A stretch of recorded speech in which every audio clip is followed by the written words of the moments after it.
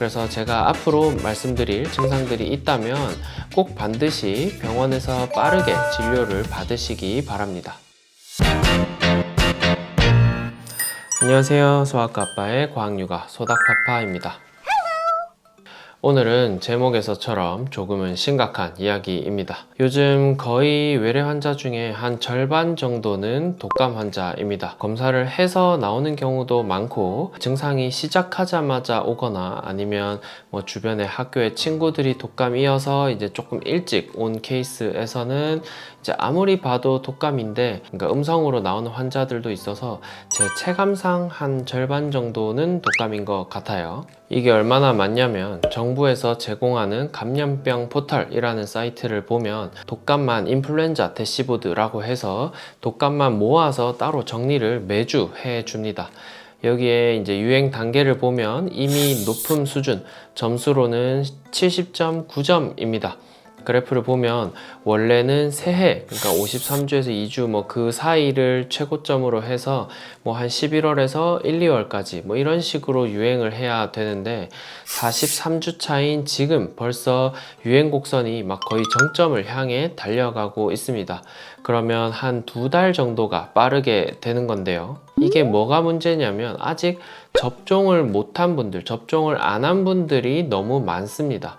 보통은 이제 이렇게 늦게 하는 분들 뭐 한 11월, 12월, 1월 뭐 이렇게까지 해서 소아가 한 70%, 뭐 노인은 한 80% 정도가 최종적으로 접종을 하게 되는데 지금까지 접종 퍼센트를 보면 어르신들이 한 70 몇 퍼센트, 어린이가 한 60 몇 퍼센트 정도 됩니다. 소아에서 3명 중에 1명은 아직 접종을 안 한 거죠. 그러다 보니까 훨씬 더 접종을 안 한 사람들끼리 막 전염률도 굉장히 높아지고 그런 접종을 안 한 분들은 증상도 훨씬 더 아프게 지나갑니다. 접종을 한다고 해서 100% 예방이 되는 건 당연히 아닙니다. 뭐 그렇게 100%라고 되는 백신은 거의 없고요. 막 걸리신 분들 이제 막 접종하고도 걸렸다고 막 엄청 실망하거나 약간 투덜투덜 하시는 분들도 종종 있는데 접종하고 걸려서 그나마 이 정도라고 저는 생각을 합니다. 이번 독감이 유독 심하게 아픈 것 같아요. 증상들을 살펴보면 열이 없이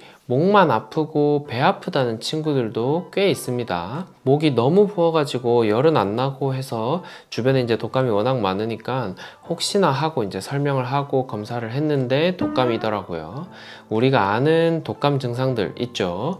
뭐 고열, 두통, 복통 가끔 있고 목 통증, 뭐 기침 가래 뭐 이런 것들, 그 다음에 몸살 나고 오한 들고 허리도 아프고 뭐 몸이 쑤시다 이런 독감 증상들이 있고 그 다음에 너무 고열인 경우에 막 열 때문에 어지럽다거나 심장이 아프다 이런 친구들도 있어서 가끔씩 진료 볼 때 제 간담을 좀 서늘하게 합니다. 안타깝게 이제 대학병원급에서 이제 소아 독감 환자 사망 사례가 조금씩 나오고 있습니다.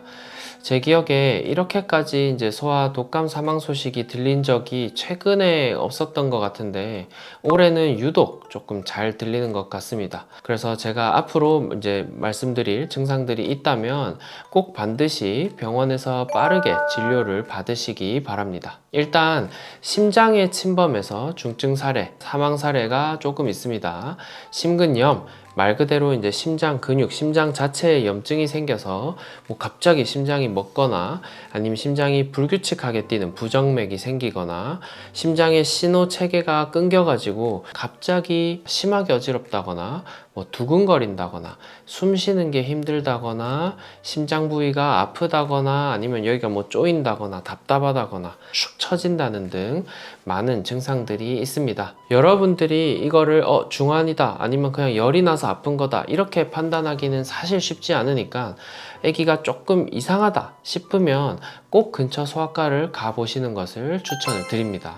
그 다음 뇌염으로 인해서 뇌사 또는 사망 사례도 있었습니다.